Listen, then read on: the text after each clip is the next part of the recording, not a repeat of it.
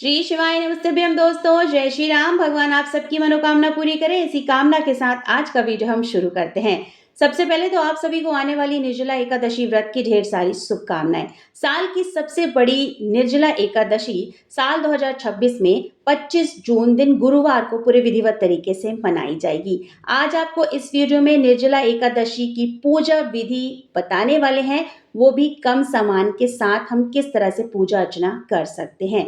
दोस्तों, हमें घड़े का दान कब करना चाहिए, कैसे करना चाहिए, साथ ही साथ घड़े का हमें किस तरह से पूजन करना है इस दिन, क्योंकि घड़े का दान करना बहुत ही ज्यादा विशेष महत्व बतलाया गया है निर्जला एकादशी के दिन। तो संपूर्ण जानकारी प्राप्त करने के लिए वीडियो को पूरा ध्यान से अंत तक देखिएगा, सुनिएगा। वीडियो पसंद आ जाए तो वीडियो को छोटा सा एक लाइक कर दीजिएगा, साथ ही साथ अपने ही चैनल को जरूर से सब्सक्राइब कर दीजिएगा। पूजा करने के स्थान पे जहाँ पर हमें पूजा करनी है उसे साफ स्वच्छ कर लेंगे। पोछा वगैरह यहाँ पर मैंने लगा लिया था दोस्तों। यहाँ पर मैंने चौकी लगाई है और चौकी पे पीले रंग का यहाँ पर कपड़ा मैंने बिछा दिया है। तो इस तरह से अगर आपका घर का मंदिर बड़ा है तो आप वहां पर भी विधिवत तरीके से पूजा कर सकते हैं, नहीं तो आप अलग से भी चौकी लगा सकते हैं। देखिए, एकादशी में चावलों का निषेध माना गया है, तो यहाँ पर मैंने पुष्प का और तिल का आसन देकर हमें यहाँ पे भगवान श्री हरि विष्णु और माता लक्ष्मी की फोटो को या प्रतिमा को विराजमान करना है। अगर आपके पास भगवान श्री हरि विष्णु की फोटो नहीं है तो आप लड्डू गोपाल को विराजमान करके भी विधिवत तरीके से पूजा कर सकते हैं। सर्वप्रथम हमें यहाँ पर गणेश जी का पूजन करना होता है, क्योंकि कोई भी पूजा का प्रारंभ अगर हमें करना है तो सर्व पूजनीय गणेश जी को स्थापित करना अवश्य माना जाता है। तो यहाँ पर मैंने गणेश जी को विराजमान कर लिया है। अब यहाँ पर हम दीप प्रज्वलित करेंगे और दीप प्रज्वलित करने के बाद हम पूजा को प्रारंभ करेंगे। दीप प्रज्वलित करना इसलिए आवश्यक है क्योंकि इस पूजा के साक्षी हमारे अग्निदेव कहलाएंगे। तो पहले हमें यहाँ पर दीप प्रज्वलित करना है। यहाँ पर मैंने दीप प्रज्वलित कर लिया है।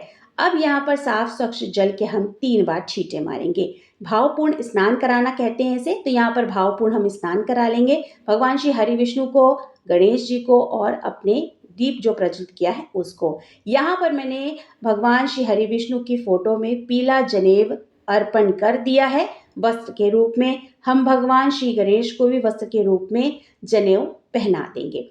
तो यहाँ पर हमें सर्वप्रथम गणेश जी का पूजन करना है। तो यहाँ पर ये पीला चंदन है।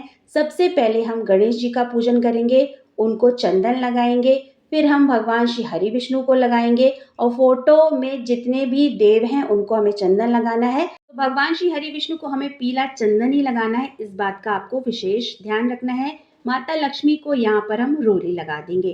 तो इस तरह से मैंने माता लक्ष्मी को यहाँ पर रोली लगा दी है। हमें इस दिन माता लक्ष्मी का भी पूजन करना चाहिए, क्योंकि भगवान श्री हरि विष्णु जहाँ रहेंगे वहाँ माता लक्ष्मी रहेंगी। तो धन्य धान्य की पूर्ति के लिए हमें इस दिन माता लक्ष्मी जी की भी पूजन अवश्य करनी चाहिए।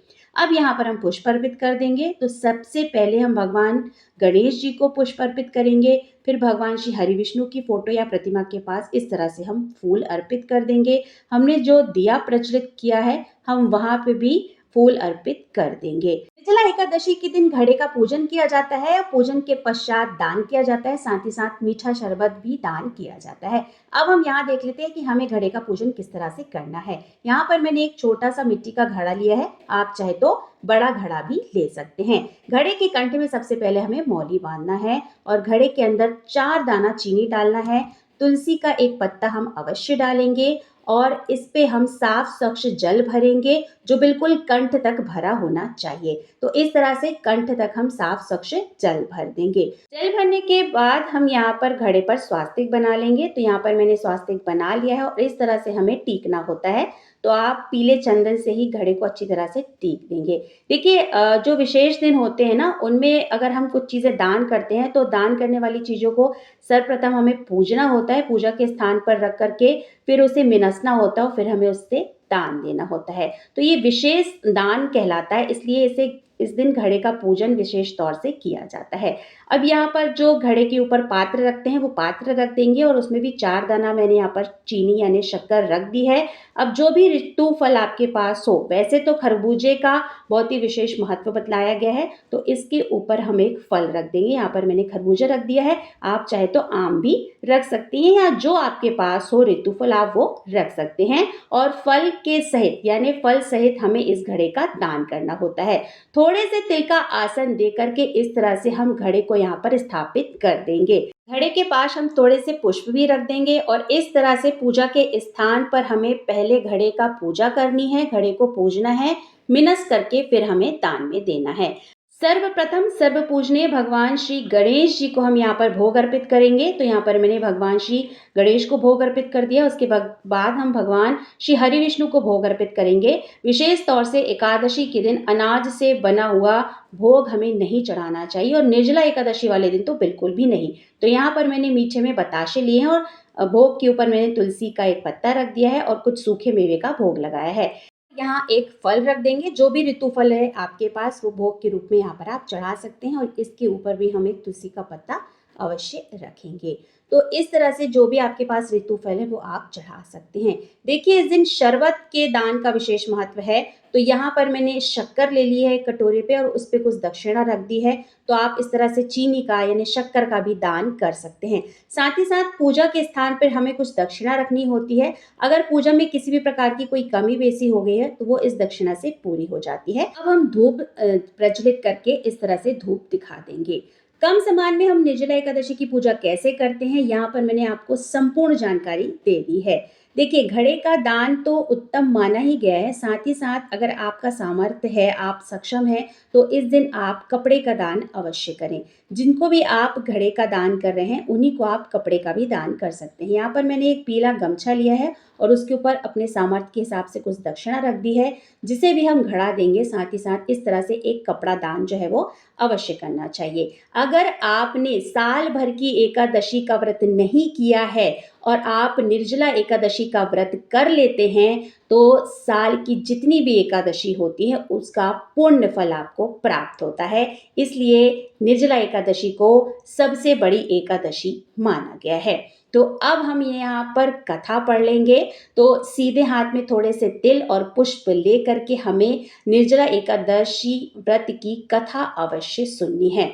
कथा सुने बिना पूजा जो है वो पूरी नहीं मानी जाती है। इसलिए जो व्रतधारी है वे भी कथा अवश्य सुने और जो व्रतधारी नहीं है वे भी कथा अवश्य सुने। तो देखिए दोस्तों हमने कथा सुन ली है और जो भी हाथ में पुष्प और तिल थे वो भगवान श्री हरि विष्णु के चरणों में इस तरह से हम छोड़ देंगे। तो देखिए यहाँ पर मैं जल अर्पित कर रही हूँ और जल में तुलसी का पत्ता जो है वो अवश्य हमें रखना है। अब हम यहाँ प्रेम पूर्वक आरती कर लेंगे। सर्वप्रथम हमें गणेश जी की आरती करनी है, उसके बाद हमें भगवान श्री हरि विष्णु की आरती करनी है। आप चाहें तो माता लक्ष्मी जी की आरती भी कर सकते हैं। तो प्रेम पूर्वक हमें इस तरह से ओम की आकृति बना करके आरती कर लेनी है। आरती के बाद हमें भगवान श्री हरि विष्णु के चरणों पर प्रार्थना करनी है। उनसे कहना है कि हे जगत के पालनहार, हमने अपने सामर्थ्य के हिसाब से, अपनी शक्ति के हिसाब से इस व्रत को किया है, पूजा को की है। अगर किसी भी प्रकार की कोई त्रुटि हुई हो इस पूजा में तो क्षमा करें। जगत का कल्याण करें, घर परिवार की रक्षा करें, पति की और बच्चों की रक्षा करें, घर परिवार में सुख समृद्धि बनाए रखें। प्रार्थना करने के पश्चात सीधे हाथ में साफ स्वच्छ जल लेकर के 3 बार इस तरह से हमें वार देना है यानी मिनस देना है। दान देने वाली जितनी भी चीजें होंगी वो पूरी तरह से मिनस गई हैं। अब हमें जिस किसी भी व्यक्ति को दान देना है हम दान दे सकते हैं। दान आप किसी ब्राह्मण को भी कर सकते हैं और साथ ही साथ किसी जरूरतमंद को भी हम दान दे सकते हैं। घड़े के साथ साथ हमें चीनी का दान भी करना है और जो यहाँ पर हमने गमछा लिया है यानी जो कपड़ा लिया है हमें उसका भी दान करना है। घड़े का दान व अन्य चीजों का दान हमें कब करना है? देखिए आप व्रत वाले दिन भी दान कर सकते हैं। पूजा करने के पश्चात आप घड़े का दान कर दें और पारण वाले दिन भी दान कर सकते हैं, लेकिन पारण के पहले ही हमें घड़े का दान कर देना है। तो दोस्तों कम सामान के साथ निर्जला एकादशी की संपूर्ण पूजा विधि मैंने आपके साथ साझा कर दी है।